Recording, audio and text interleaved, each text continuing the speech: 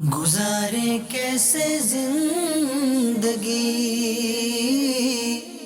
آؤ علماء سے پوچھ لیں، آئے جو مشکل پیش کوئی، آؤ علماء سے پوچھ لیں۔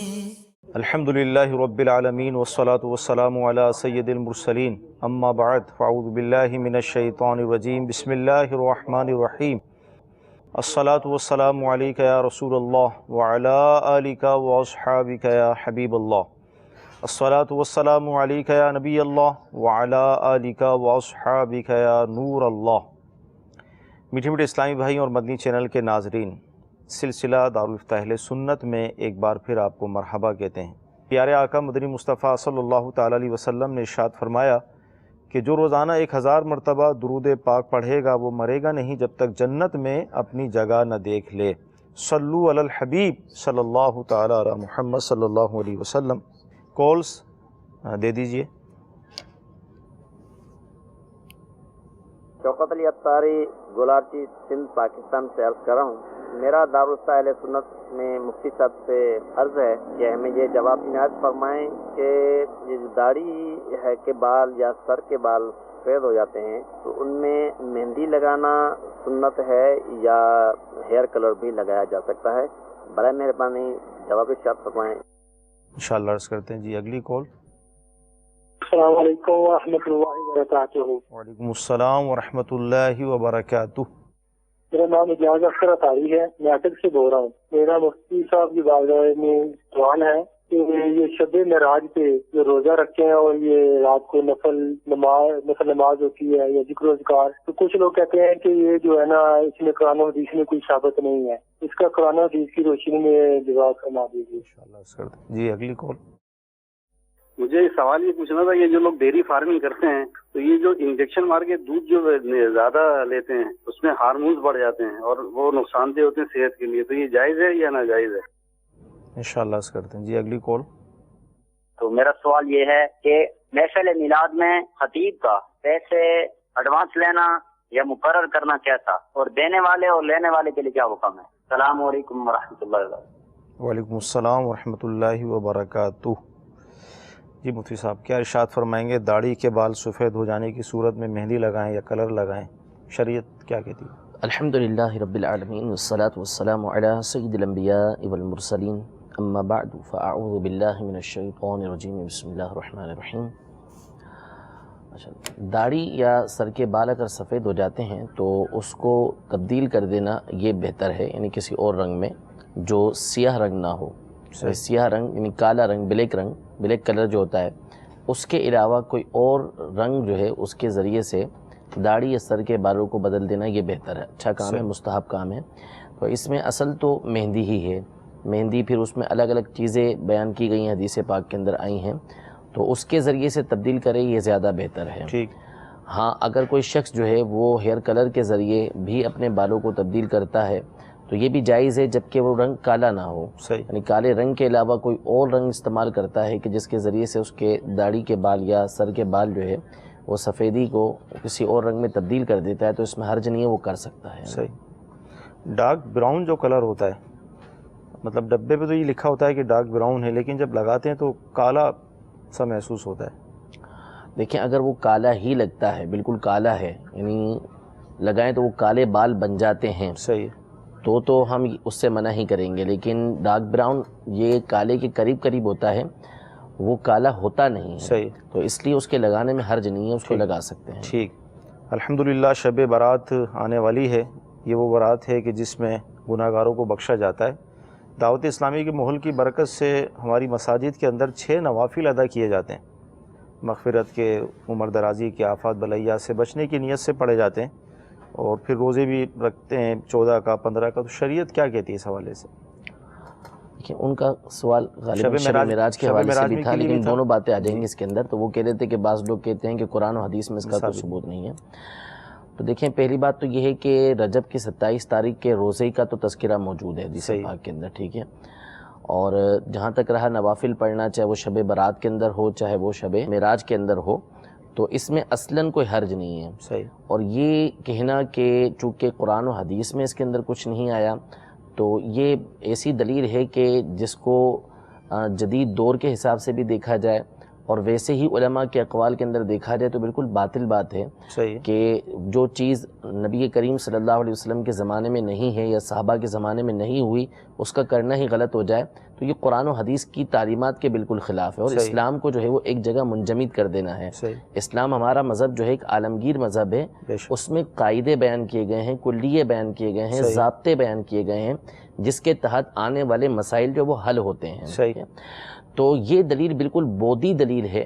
یہ کہنا کہ چونکہ قرآن و حدیث میں یہ چیز وارد نہیں ہوئی اس لیے اس کا کرنا درست نہیں. نبی کریم صلی اللہ تعالیٰ علیہ وآلہ وسلم نے خود مسلم شریف کے حدیث پاک ہے کہ ارشاد فرمایا کہ من سن سنتا حسنتا فلہ اجرها و اجر من عمل بها او کما قال علیہ الصلوۃ والسلام کہ جو شخص اسلام کے اندر کوئی اچھا کام ایجاد کرتا ہے، اچھی بات لے کر آتا ہے تو اس شخص کے لیے اس اچھے کام کا اجر ہے اور جتنے لوگ اس پر عمل کرتے رہیں گے اس بندے کو بھی اس کا اجر ملتا رہے گا. یہ حدیث پاک کئی بار جو ہے وہ بیان ہو چکی ہے.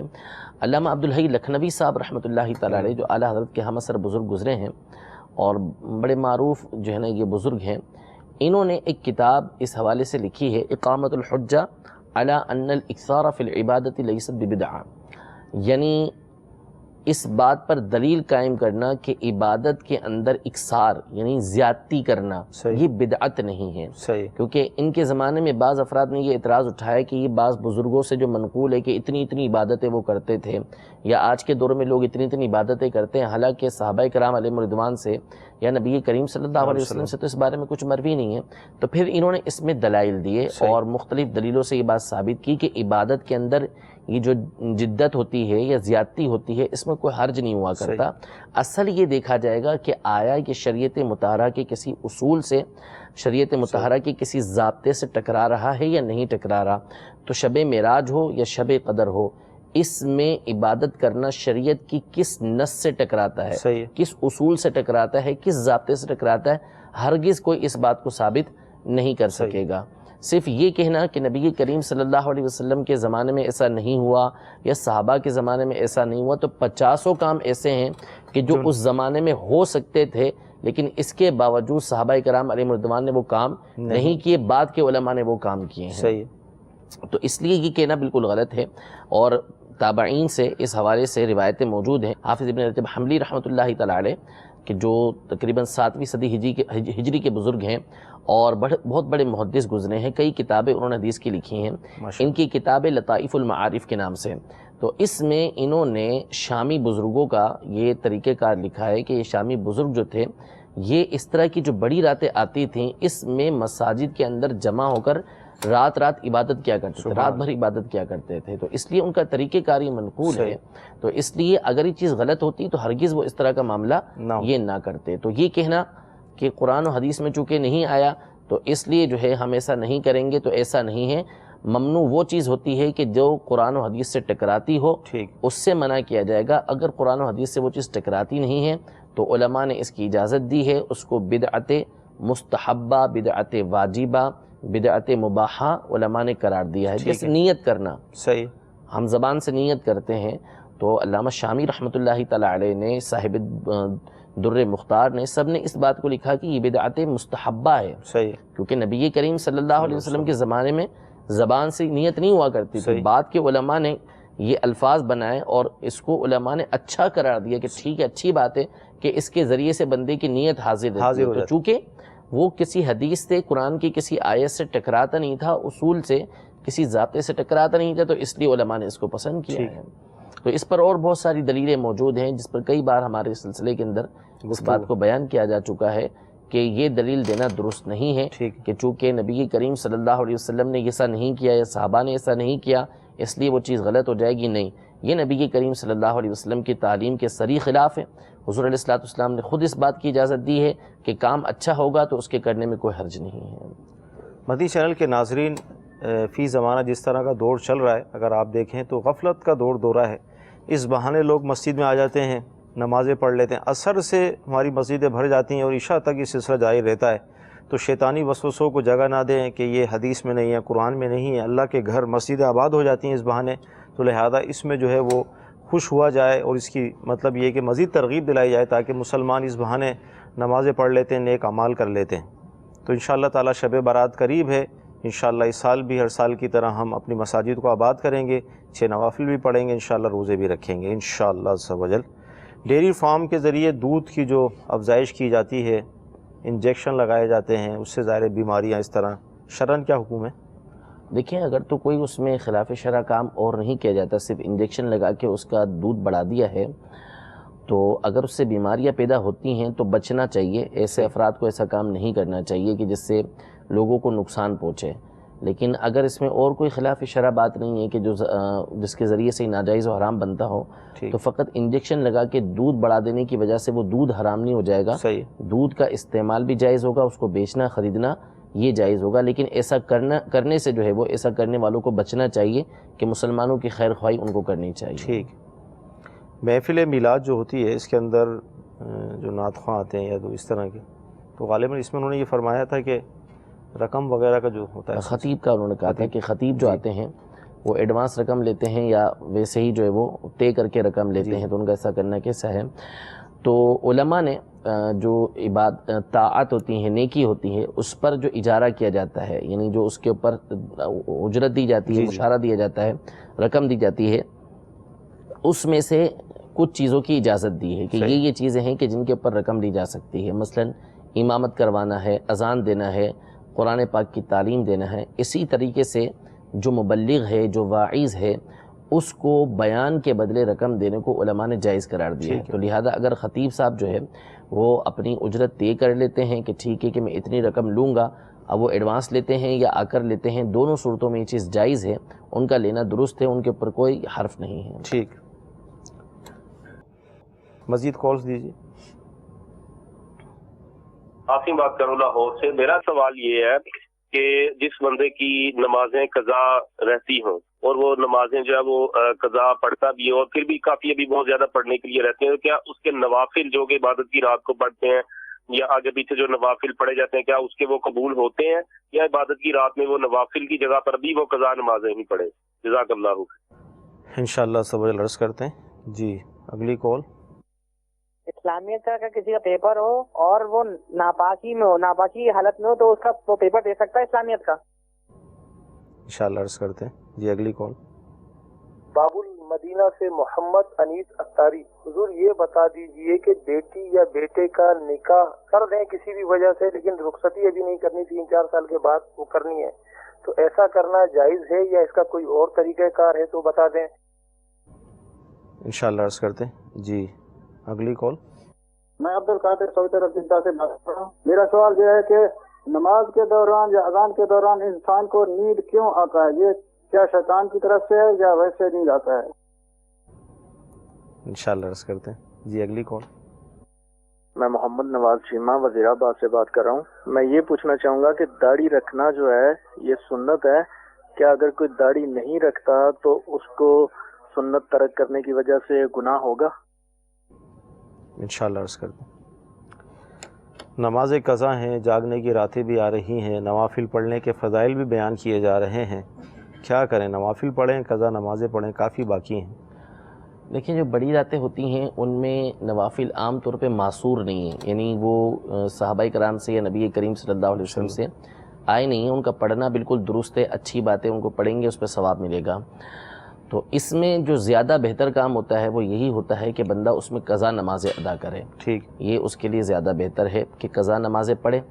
ہاں وہ نوافل کے جو معصور ہیں، یعنی جو مقرر ہے ان کا وقت، جیسے مغرب کے بعد کے 2 نفل ہیں یا تہجد کے نفل ہیں یا اشراق چاش کے نفل ہیں، ان نوافل کی جگہ بھی بہتر یہی ہے کہ بندہ قضا نمازیں ادا کرے، لیکن یہ بھی ادا کرنا چاہے تو بندہ کر سکتا ہے، لیکن جو بڑی رات ہوتی ہیں ان کے اندر بہتر یہی ہے کہ بندہ قضا نمازیں ادا کرے، یہی اس کے لیے اولا ہے۔ ٹھیک۔ اسلامیت کا پیپر ہے، بے وضو یا بے غسل ہے، اگر اس صورت میں کیا کرے؟ پیپر دے سکتا ہے؟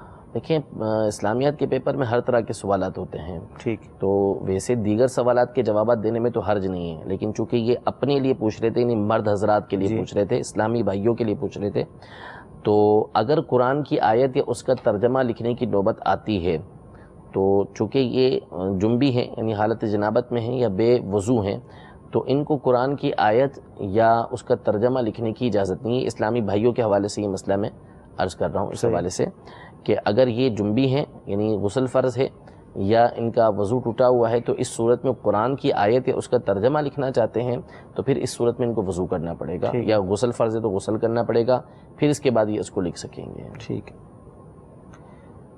بیٹی کا نکاح ہو چکا ہے یا بیٹے کا نکاح ہو چکا ہے، رخصتی میں 3 سال کا عرصہ ہے، اس درمیان کچھ پوچھ رہے تھے، یہ کیا؟ دیکھیں یہ جو نکاح اور رخصتی کے درمیان فرق رکھتے ہیں، وقفہ رکھتے ہیں، تو شرعاً اس میں کوئی حرج نہیں ہے۔ خود بی بی عائشہ رضی اللہ تعالی عنہا کا جو نکاح ہوا وہ 6 یا 7 سال کی عمر کے اندر ہوا، یعنی دونوں روایتیں موجود ہیں، 6 سال اور 7 سال کی، تو اس میں ہوا، اور رخصتی جو ہے وہ 9 سال کی عمر کے اندر ہوئی، یعنی یہ فرق ہوا درمیان کے اندر 2 سے 2.5 سال کا۔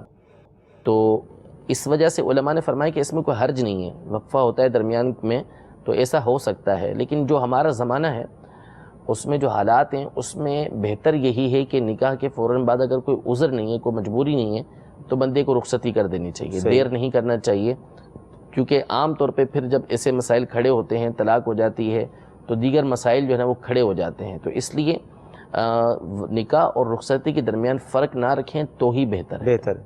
ٹھیک ہے۔ نماز کے دوران نیند آتی ہے یا وضو کرتے ہیں تو نیند آتی ہے، کیوں آتی ہے؟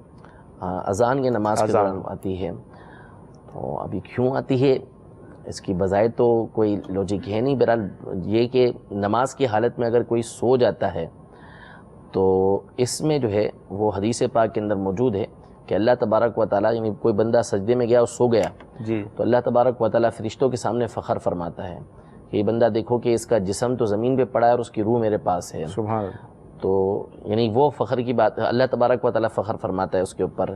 تو نماز کی حالت میں تو یہ ہے کہ اس طرح کا بندے کا اس طرح کا معاملہ ہو تو یہ اللہ تبارک و تعالیٰ فرشتوں کے سامنے فخر فرماتا ہے، لیکن ہوتا کیوں ہے؟ اب بعض بزرگوں سے سنا ہے کہ رحمتیں نازل ہوتی ہیں تو اس طرح بعض اوقات ہوتا ہے کہ اس رحمتوں کی وجہ سے ایک قلبی سکون کی وجہ سے جو ہے اس کو نیند آ جاتی ہے، لیکن واللہ تعالیٰ عالم اس کی حقیقت کیا ہے یہ مجھے معلوم نہیں ہے۔ ٹھیک ہے۔ لیکن نماز کے دوران اگر نیند آ جائے تو اس کی شریعت کے احکام ہے کہ وضو ٹوٹے گا نہیں ٹوٹے گا، وہ الگ صورتیں ہیں۔ جی، یعنی اس کے لیے وضو نہیں ٹوٹتا، یعنی سنت کے مطابق جو نماز ادا کر رہا ہے، سو بھی گیا سنت کے مطابق سجدے کی حالت میں، صحیح، تو اس سے اس کا وضو نہیں ٹوٹے گا۔ ٹھیک ہے۔ داڑھی رکھنے کے حوالے سے تھا سوال کہ یہ رکھنا سنت ہے، واجب ہے، کیا ہے؟ اگر نہیں رکھیں گے تو کیا ہوگا؟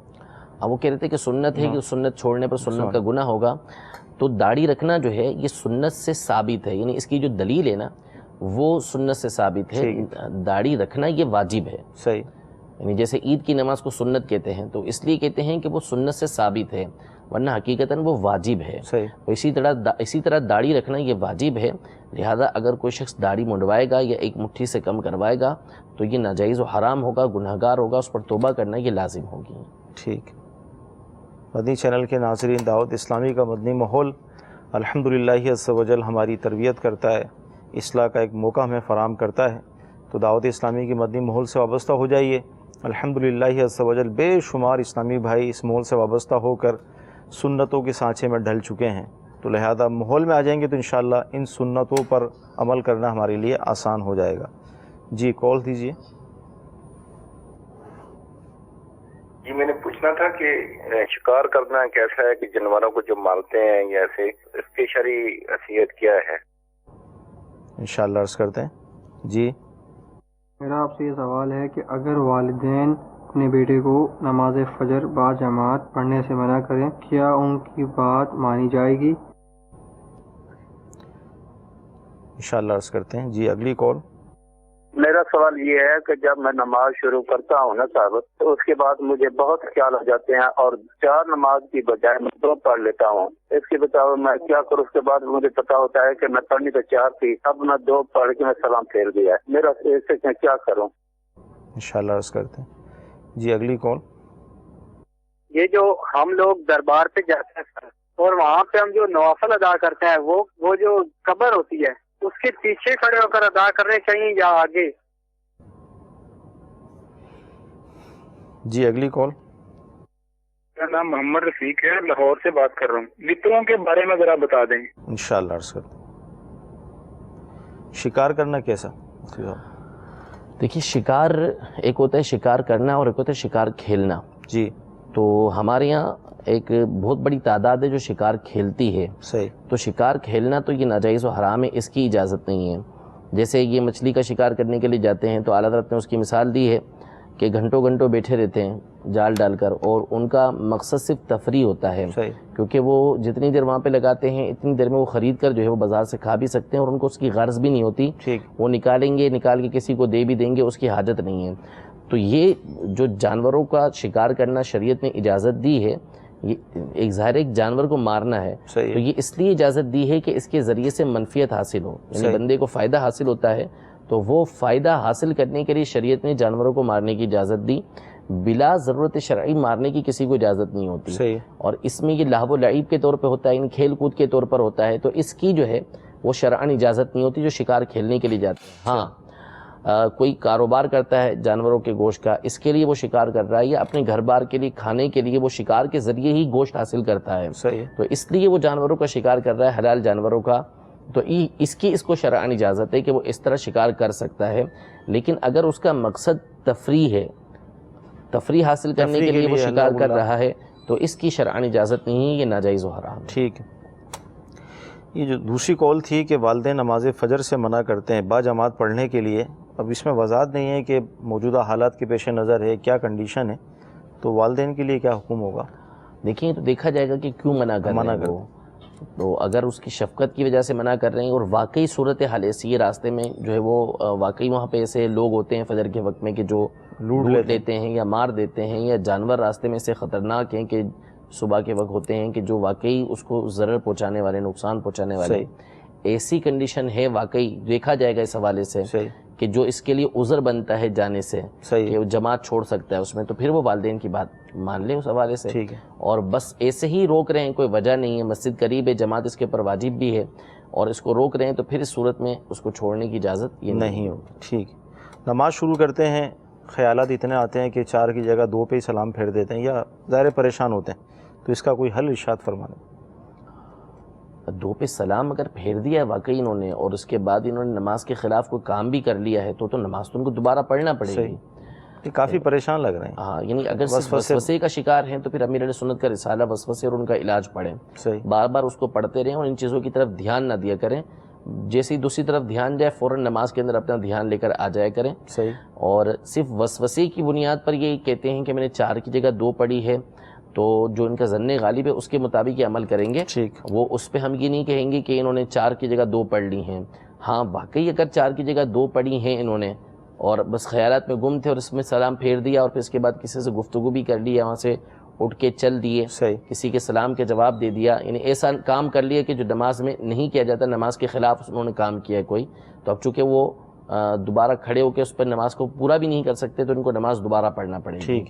تو اس لیے اس کی طرف توجہ نہ دیا کریں، اور امیر علیہ سنت کا جو رسالہ ہے وسوسے اور ان کا علاج، اس کو بار بار پڑھتے رہا کریں. ٹھیک. مزارات پر جو جاتے ہیں، دربار بھی ظاہر انہیں کہا جاتا ہے، تو نوافل جو پڑھتے ہیں تو وہ قبر کے سامنے پڑھیں گے، پیچھے پڑھیں گے، کیا کس طرح پڑھیں گے؟ دیکھیے قبر کے سامنے نماز پڑھنا، اس طرح پڑھنا کہ بالکل قبر سامنے ہے اور اس کے سامنے بندہ نماز پڑھ رہا ہے، یہ تو اجازت نہیں ہے اس کی، یہ مکروہ ہے اس طرح نماز پڑھنا. اور قبر سامنے ہے لیکن درمیان میں سترا ہے، کوئی دیوار بنا دی، کوئی جنگلہ بنا دیا ہے، اب اس میں پڑھ رہا ہے تو نماز ہو جائے گی. اسی طرح کسی میدان کے اندر یہ قبر ہے اور وہ 3 صفحے تقریباً دور سے نماز پڑھ رہا ہے، تو اس صورت میں بھی نماز ہو جائے گی، کیونکہ اب یہ قبر کے سامنے نماز پڑھنا نہیں ہوگا، قبر سے دور وہ نماز پڑھ رہا ہے. اور اگر قبر کے بالکل سامنے نماز پڑھتا ہے تو اس کی اجازت نہیں ہے. اسی طرح قبر کے اوپر سجدہ کرتا ہے تو اس کی اجازت نہیں ہے. دائیں بائیں پڑھتا ہے یا قبر کے آگے پڑھتا ہے، یعنی قبر اس کے پیچھے ہوتی ہے، تو اس میں اصلاً حرج نہیں ہے. اور اس پر بہت سارے دلائل فتاوی رضویہ کی 5ویں جلد کے اندر موجود ہیں. سب سے بڑی دلیل تو یہی ہے کہ مسجد نبوی علی صاحبہ الصلاۃ والسلام میں جو ریاض الجنہ کے اندر نماز پڑھی جاتی ہے، وہ نبی کریم صلی اللہ تعالیٰ علیہ وسلم کے روضہ انور، آپ کی قبر مبارک کے بائیں طرف پڑھی جاتی ہے. ٹھیک ہے، تو یہ سب سے بڑی دلیل ہے کہ وہاں پر نماز پڑھنے کی باعث فضیلت ہے. اور جو الٹے ہاتھ کی طرف ہے وہ نبی کریم صلی اللہ علیہ وسلم کی قبر انور بھی موجود ہے. اسی طرح حرم شریف کے اندر نماز پڑھنا، کعبۃ اللہ شریف کے پاس نماز پڑھنا، تو وہاں پر بھی 70 انبیاء کرام علیہ السلام کی قبریں موجود ہیں. تو سیدنا اسماعیل علیہ نبینا علیہ الصلوۃ والسلام کی قبر مبارک وہاں پر موجود ہے، تو وہاں پر نماز پڑھنا یہ بہت اچھی بات ہے. تو صاحب قبر کی برکتیں اس کو حاصل ہوتی ہیں، جبکہ وہ دائیں بائیں اور آگے کی طرف پڑھ رہا ہے. قبر کے عین سامنے پڑھنے کی اس کو شرعاً اجازت نہیں ہے. اس طرح اور بہت سارے دلائل قرآن و حدیث کے اندر موجود ہیں، جس کی ڈیٹیل جو ہے وہ فتاوی رضویہ کی 5ویں جلد کے اندر یہ موجود ہے. وطر کے بارے میں ارشاد فرمائیں. وطر کے بارے میں بتائیں کہ کیا پوچھنا چاہ رہے ہیں. وطر پڑھنا یہ واجب ہے، یعنی اس کو پڑھنا ضروری ہے. اگر کسی وجہ سے یہ چھوٹ گئے ہیں، قضا ہو گئے، تو ان کی قضا کرنا بھی یہ لازم ہے. صحیح. مدنی چینل کے ناظرین، شریعت کے احکام، یعنی جب ایک مسلمان کسی چیز کا مکلف ہو جاتا ہے تو اس حوالے سے اس علم حاصل کرنا فرض، واجب یا سنت ہو جاتا ہے. اور الحمدللہ ہمارا یہ سلسلہ اسی طرح کے احکام سیکھنے کے حوالے سے چل رہا ہے. انشاءاللہ آپ یہ سلسلے دیکھتے رہیں گے تو آپ کے علم میں کثیر اضافہ ہوتا رہے گا. لہذا سلسلے دیکھتے رہیں، اہم مدنی پھول تحریر کرتے رہیں، ایک ڈائری بنا لیں، اور جس طرح آپ کو رسائل کے حوالے سے ذہن دیتے ہیں، جیسے ابھی مفتی صاحب نے ارشاد فرمایا وسوسے اور ان کا علاج، تو یہ رسالہ آپ حاصل کریں. اسی طرح وقتاً فوقتاً آپ کو رسائل الکتب کے حوالے سے معلومات فراہم کی جاتی ہے. تو دعوت اسلامی کے جو مکتبۃ المدینہ آپ کے شہروں میں قائم ہیں، وہاں سے آپ انہیں حاصل کریں، یا دعوت اسلامی کی ویب سائٹ پر جا کر آپ یہ کتابیں ڈاؤن لوڈ کر ان کا مطالعہ کر سکتے ہیں. جی اگلی کال دیجیے. میرا نام محمد مدثر ہے، میں چکوال سے بات کر رہا ہوں. میرا سوال مفتی صاحب سے یہ ہے کہ کیا عورتیں قبرستان میں جا سکتی ہیں اور مزاروں پر جا سکتی ہیں؟ برائے کرم اس کی تفصیل بتا دیں. اگر اس کے بارے میں کوئی کتاب ہے تو اس کا نام بھی بتا دیں. انشاءاللہ عرض کرتے ہیں. جی اگلی کال. ہمارا تاریخ کھانے وال شیر سے بات کر رہا ہوں. دارالسلام. اگر کسی کو مسئلہ نہیں پتا ہو اور وہ سے بتا دیں تو اس کے بارے میں کیا حکم نافذ ہوتا ہے؟ انشاءاللہ فرمان بھائی عرض کرتے ہیں آپ کو. جی اگلی کال. میرا نام محمد سہیل ہے، فیصل آباد سردار آباد سے بات کر رہا ہوں. میرا سوال مفتی صاحب سے یہ ہے کہ نماز جماعت کروانے کے لیے کون کون سے فرائض لازمی ہیں؟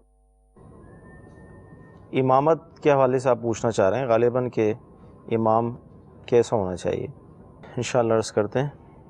عورت کو قبرستان یا مزارت پر جانا کیسا؟ قبرستان یا مزارات پہ عورتوں کو جانا یہ منع ہے، ان کو اس کی اجازت نہیں ہے.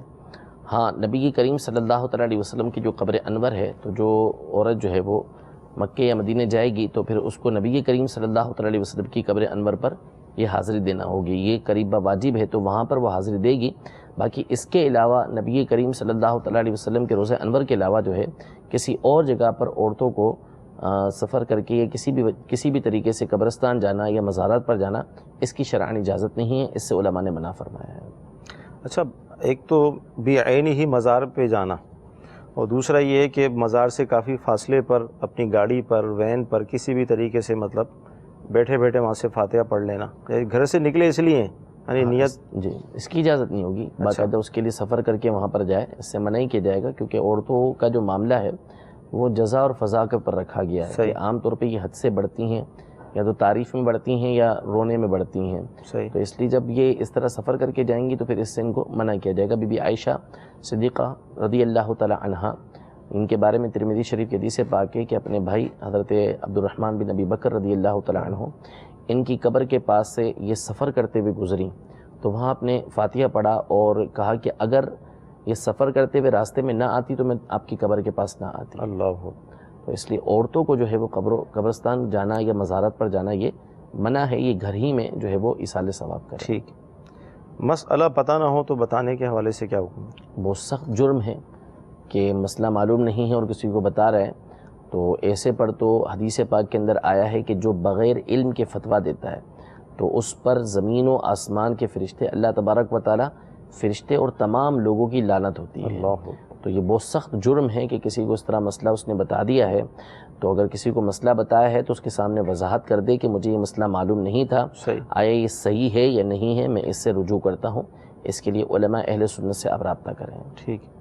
اور آج کل یہ ایک عام ہے، یعنی جیسے ہم اس وقت ہم سلسلے میں شامل ہیں، سلسلے دیکھ رہے ہوتے ہیں تو چلتے پھرتے لوگ مسئلے پوچھنا شروع کر دیتے ہیں تو ظاہر ہے جو مفتی وہ تو بتا دے گا، جو غیر مفتی وہ کیسے بتائے گا؟ تو بعض اوقات شرم بھی آتی ہے، اگر نہیں بتائیں گے تو سامنے والا کیا کہے گا، کیا سوچے گا، تو اس طرح کے وسوسے بھی آتے ہیں۔ دیکھیں اصل میں جو مکلف ہے بندہ جس کام کا، مکلف ہے ہی نہیں بندہ جس کام کا، تو اس میں شرم کیوں کرنی ہے؟ صحیح، وہ صاف کہہ دے کہ مجھے آتا نہیں ہے، آپ جو ہے وہ علماء سے پوچھ لیں۔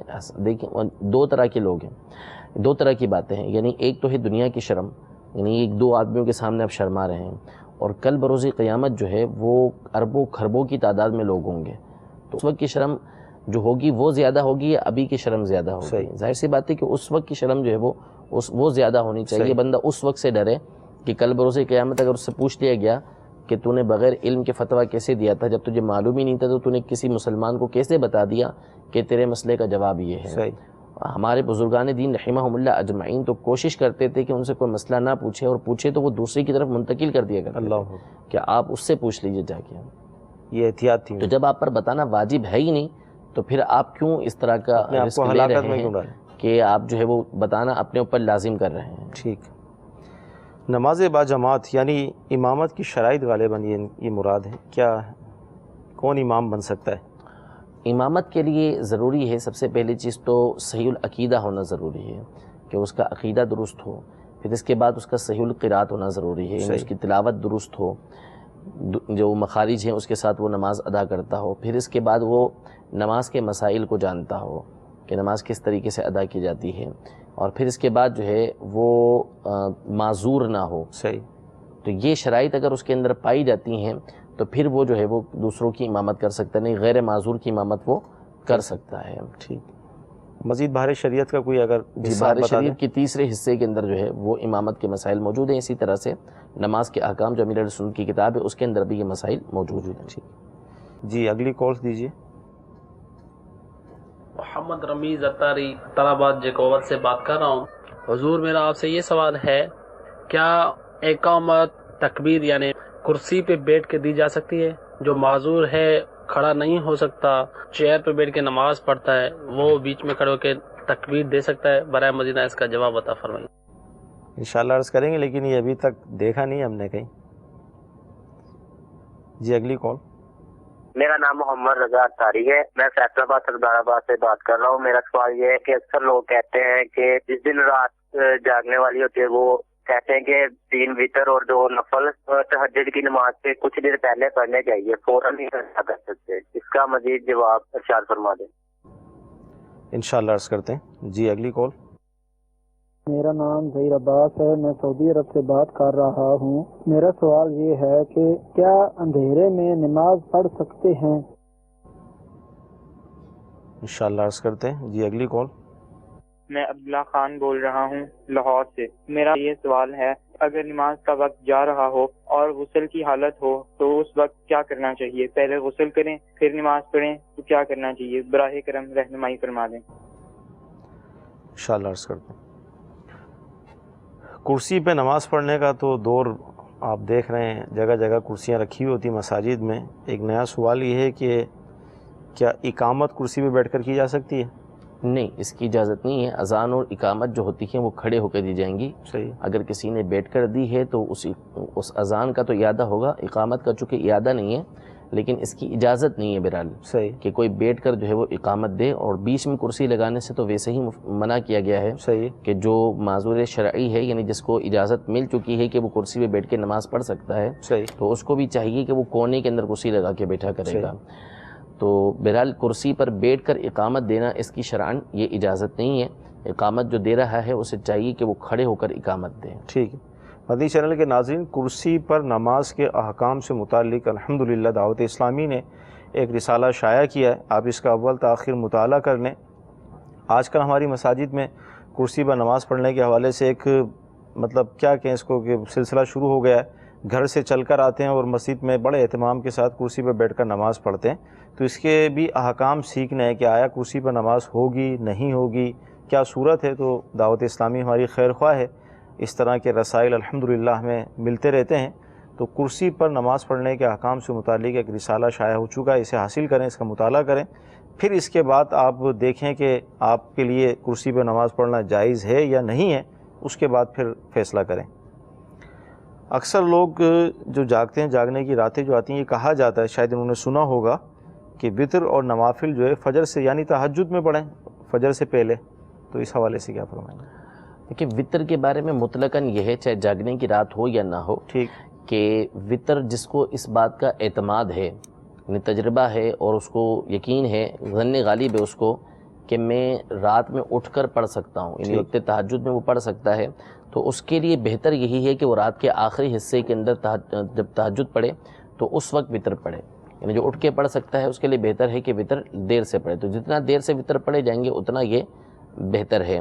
تو یہ جاگنے کی رات کے ساتھ خاص نہیں ہے، کوئی بھی رات ہو اس میں وطر جو ہے اگر بندے کو اعتماد ہے کہ وہ رات کے آخری حصے کے اندر پڑھ سکتا ہے، یعنی فجر کا وقت شروع ہونے سے پہلے پڑھ لے گا، تو اس کے لیے بہتر ہے کہ وہ دیر سے ہی وطر پڑھا کرے، اور اگر یقین نہیں ہے اس کو کہ وہ ظن غالب نہیں ہے اس بات کا کہ وہ نہیں اٹھ سکے گا، تو پھر اس کو حکم یہ ہے کہ وہ سونے سے پہلے ہی وطر کو پڑھے گا۔ ٹھیک۔ اندھیرے میں نماز پڑھنے کا حکم؟ اندھیرے میں نماز پڑھنا، دیکھیں اگر تو مطلقاً اندھیرا ہے، کوئی اس میں مسئلہ نہیں ہے، تو یہ تو احادیث طیبہ سے ثابت ہے کہ نبی کریم صلی اللہ تعالیٰ علیہ وآلہ وسلم جو ہے وہ اندھیرے میں نماز پڑھا کرتے تھے، کہ آپ جو ہے وہ نوافل جب پڑھا کرتے تھے گھر کے اندر، تو چونکہ آپ کا حجرہ مبارکہ جو تھا جو کائنات کی سب سے افضل جگہ ہے، لیکن جو اس کا حجم تھا اس کا، یعنی جو اس کا حدود اربع تھا، یا جو اس کی لمبائی چوڑائی کہہ لیں، تو وہ بہت چھوٹی تھی، تو بی بی عائشہ رضی اللہ تعالی عنہا یہ آرام فرما ہوتی تھیں، اور نبی کریم صلی اللہ علیہ وسلم نماز پڑھتے تھے تو جب آپ سجدے میں جایا کرتے تھے تو آپ کے ہاتھ مبارک جو تھے وہ بی بی عائشہ کے پاؤں سے ٹکراتے تھے، وہ پاؤں سمیٹ لیا کرتی تھی، اس ذریعے سے ان کو پتہ چلا کرتا تھا کہ نبی کریم صلی اللہ علیہ وسلم اب سجدے میں جانے لگے ہیں، تو وہ پاؤں سمیٹ لیا کرتی تھیں، تو وہ اندھیرا ہوا کرتا تھا۔ اسی طرح حدیث پاک سنن نسائی کی کہ نبی کریم صلی اللہ تعالیٰ علیہ وسلم کا جو زمانہ تھا اس میں گھروں کے اندر اس وقت چراغ نہیں ہوا کرتے تھے، حضور علیہ السلام کے گھر مبارک میں بھی چراغ نہیں ہوا کرتا تھا، رات میں جلا نہیں کرتا تھا چراغ، ویسے روشنی تھی، نور کی روشنی تھی آپ علیہ السلام کی، لیکن ظاہری طور پر چراغ کا انتظام یہ نہیں ہوا کرتا تھا، اور آپ علیہ السلام اپنے گھر کے اندر نماز ادا فرمایا کرتے تھے، نفل پڑھا کرتے تھے، تو اس لیے بظاہر اندھیرے کے اندر نماز پڑھنے میں کوئی حرج نہیں ہے۔ البتہ اگر اندھیرا اتنا شدید ہے اور بندہ جو نماز پڑھ رہا ہے اس کو اس میں خوف محسوس ہو رہا ہے کسی طرح کا، اس کی توجہ بڑھ رہی ہے، اس میں اس کے خشوع و خضوع نہیں اس کو حاصل ہو رہا کہ پتہ نہیں کوئی جانور آ جائے، کچھ ہو جائے، اس لیے اس کی توجہ بار بار اس طرف جا رہی ہے، تو پھر ایسی صورت کے اندر، ایسے اندھیرے کے اندر نماز نہیں پڑھنا چاہیے، اس سے بچنا بہتر ہے، انتظام کر کے پھر وہ نماز کو ادا کرے۔ ہاں نہیں ہو رہا انتظام، نماز کا وقت جا رہا ہے، تو اب اس اندھیرے کے اندر بھی اس کو نماز یہ ادا کرنا پڑے گی۔ ٹھیک ہے، نماز کا وقت جا رہا ہے، غسل کرنے کی حاجت بھی ہے، اب کیا کریں؟ اگر تو وہ غسل کر کے فرض ادا کر سکتا ہے تو اس صورت میں تو اس کو غسل کرنا پڑے گا، پھر اس کے بعد وہ نماز ادا کرے، اور اگر اتنا وقت نہیں ہے کہ اگر غسل کرنے جائے گا تو نماز اس کی رہ جائے گی، جیسے فجر میں اٹھا مثال کے طور پر، اور اب وقت اتنا ہے کہ غسل کرے گا تو نماز چلی جائے گی، تو اس صورت میں حکم یہ ہے کہ وہ تیمم کرے، تیمم کرنے کے بعد اس نماز کو ادا کرے، اور پھر اس کو بعد میں وہ دوبارہ پڑھے گا۔ ٹھیک جی، کال دیجیے۔ میں احمد حسن لاہور سے بول رہا ہوں۔ میرا سوال یہ ہے زکوٰۃ کے بارے میں کہ میں زکوٰۃ جو ہے نا وہ ہر رمضان سے جیسے کہ شوال شروع ہوتا ہے تو میں نا اس کا زکوٰۃ دینا شروع کر دیتا ہوں، یعنی کہ جو سال کی مطلب ایڈوانس دینا شروع کرتا ہوں ہر مہینے میں دیتا ہوں، مطلب جتنی بھی بنتی ہے 10,000 8,000 5,000 وہ سال پورا دیتا رہتا ہوں، تو کیا ایسے میرا وہ زکوٰۃ کا حق ادا ہو جاتا ہے کہ اس میں کوئی مسٹیک ہو جاتی ہے؟ یہ میں پتہ کرنا۔ جی انشاءاللہ عرض کرتے ہیں اگلی کال۔ محمد ندیم اتاری گجرات سے۔ وہ مفتی صاحب سے میرا سوال یہ ہے کہ کیا مذہب حنفیہ کچھ لوگ بولتے ہیں یا مذہب اسلام، اس میں صحیح جو ہے وہ کیا ہے؟ کہ زکوٰۃ وہ پورے سال دیتے ہیں، ہر مہینے 4,000 5,000 8,000، اس حوالے سے کیا ان کی زکوٰۃ ادا ہو جائے گی؟ جی، جب وہ صاحب نصاب ہیں، یعنی ان کے اوپر زکوٰۃ فرض ہو چکی ہے، تو صاحب نصاب ہونے کے بعد اب وہ نکال رہے ہیں ایڈوانس میں، تو وہ نکال سکتے ہیں۔ صحیح، کہ بہتر بھی یہی ہے کہ ہر مہینے کچھ نہ کچھ یہ دیتے رہیں، جب سال پورا ہو جائے گا، یعنی جس وقت یہ جب ان کے اوپر زکوٰۃ فرض ہوتی ہے، وہ جب دن آ جائے گا تو پھر اس دن ان کو حساب کرنا پڑے گا کہ میں نے کتنی ادا کر دی ہے اور کتنی باقی ہے، تو جتنی باقی ہے وہ اب ادا کرنا ان کے اوپر ضروری ہو جائے گا، پچھلی جو زکوٰۃ کی نیت سے دی ہے وہ زکوٰۃ ان کی ادا ہو جائے گی۔ ٹھیک، تو جو یہ انداز انہوں نے اختیار کیا وہ یہ درست ہے، اس طریقے سے یہ کر سکتے ہیں کہ ہر مہینے ہر روز ہر ہفتے کچھ نہ کچھ یہ زکوٰۃ کی رقم نکالتے رہتے ہیں، دیتے رہتے ہیں، تو ٹھیک ہے اس طرح کر سکتے ہیں، لیکن جب سال کا آخر آئے گا جس وقت ان کے اوپر زکوٰۃ فرض ہو رہی ہوگی تو اس وقت ان کو حساب کرنا پڑے گا، جتنا باقی ہوگا ان کو ادا کرنا پڑے گا۔ ٹھیک۔ اچھا، بعض ہمارے ایسے ہوتے ہیں جو رمضان کا انتظار کرتے ہیں کہ رمضان میں ہی دیں گے، حالانکہ شعبان کا مہینہ تھا یا رجب کا مہینہ تھا جس میں ان کا سال پورا ہو رہا تھا، تو اس حوالے سے کیا فرمائیں؟ گناہ گار ہوں گے اس طریقے سے، گناہ گار ہوں گے بالکل۔ جب زکوٰۃ فرض ہو گئی تو فوری اس کی ادائیگی ضروری ہے، یعنی فقیر کو فوراً تلاش کرے، جتنی دیر میں وہ پہنچا سکتا ہے اتنی دیر معاف کی گئی ہے۔ سستی کاہلی کرنا، لیٹ کرنا اس کی شرعاً اجازت نہیں ہے، گناہ گار ہوں گے، اس پہ توبہ کرنا ہوگی۔ تو رمضان کا انتظار نہ کریں، رجب میں فرض ہو رہی ہے فوری آپ کو رجب کے اندر دینا ہوگی، شعبان میں فرض ہو رہی ہے شعبان میں دینا ہوگی۔ آپ رمضان کی فضیلت حاصل کرنا چاہتے ہیں، آپ رمضان میں ایڈوانس زکوٰۃ نکالنا شروع کر دیں، اور یا پوری کی پوری زکوٰۃ اگلے سال کی رمضان میں دے دیں۔ پھر جب آپ کا سال پورا ہو رہا ہے رجب میں آ کے تو آپ حساب کر لیں کہ کتنی رقم باقی ہے جو زائد ہوئی ہے، تو وہ آپ جو ہے وہ اپنا بقایا رقم اس وقت ادا کر دیں۔ تو رمضان میں جو آپ نے ادا کی ہے وہ رمضان کا ثواب آپ کو مل جائے گا، اور جب فرض آپ کے اوپر ہو رہی ہے اس وقت آ کے باقی آپ ادا کر دیں گے تو آپ کا فرض ادا ہو جائے گا۔ فقیر آپ نے ارشاد فرمایا کہ فقیر کو دے دیں، تو فقیر تو شرعی فقیر، یہ جو مانگنے والے فقیر پیشہ ور وہ نہیں، شرعی فقیر یعنی جس کو زکوٰۃ لگتی ہے، جو زکوٰۃ کا مستحق ہے، جس کے پاس 7.5 تولہ سونا، 52.5 تولہ چاندی یا اس کے مساوی اس کے برابر رقم نہیں ہے، مال تجارت اتنا نہیں ہے کہ جو 52.5 تولہ چاندی کے برابر ہو جائے، یا ضرورت کے علاوہ سامان اس کے پاس اتنا نہیں ہے کہ جو 52.5 تولہ چاندی کے برابر پہنچ جائے، تو اتنا اگر اس کے پاس نہیں ہے تو یہ شرعی فقیر کہلاتا ہے، ایسے شخص کو زکوٰۃ دے سکتے ہیں۔ آخری ہمارے کالر تھے، مذاہب اسلام کے حوالے سے شاید ان کا سوال تھا، قیامت کا کچھ اس طرح کا۔ مذہب حنفی اور مذہب اسلام کے حوالے سے سوال کیا تھا کہ مذہب اسلام کے نہ درست ہے، مذہب حنفی دونوں کے نہ درست ہے۔ اصل میں طریقہ کار کو کہتے ہیں، تو ہمارا جو مذہب ہے وہ اسلام ہی ہے، یعنی دین اسلام ہی کو ہم ماننے والے ہیں، اور مذہب حنفی اس لیے کہتے ہیں کہ امام اعظم ابو حنیفہ رضی اللہ تعالی عنہ نے قرآن و حدیث کی روشنی کے اندر جو مسائل ہمیں بتائے ہیں، جو طریقہ کار ہمیں بتایا ہے، اس کو ہم فالو کرتے ہیں، ان کے فالوور ہیں، ہم ان کی تقلید کرتے ہیں، اس لیے ہم کو حنفی کہا جاتا ہے۔ اور امام اعظم نے جو قرآن و حدیث کی روشنی کے اندر مسائل بتائے ہیں اس کو مذہب حنفی کہا جاتا ہے۔ اسی طرح امام شافعی نے بتایا تو اس کو مذہب شافعی کہا جاتا ہے، مذہب مالکی کہا جاتا ہے، مذہب جو حنبلی ہے وہ کہا جاتا ہے۔ تو مختلف مذاہب یہ اسلام ہی کے تحت آتے ہیں، یعنی جو مختلف فقہ کے مذاہب ہوتے ہیں وہ مذاہب اسلام ہی ہوتے ہیں۔ اللہ تعالیٰ کی بارگاہ ہم دعا کرتے ہیں کہ اللہ تعالیٰ آج کا ہمارا یہ سلسلہ قبول فرمائے۔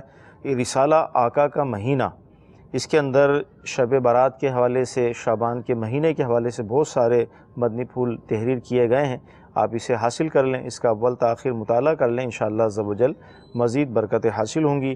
اللہ تعالیٰ ہمیں عمل کی توفیق عطا فرمائے۔ صلو علی الحبیب صلی اللہ تعالی علی محمد صلی اللہ علیہ وسلم۔ گزارے کیسے زندگی، آؤ علماء سے پوچھ لیں، آئے جو مشکل پیش کوئی، آؤ علماء سے پوچھ لیں۔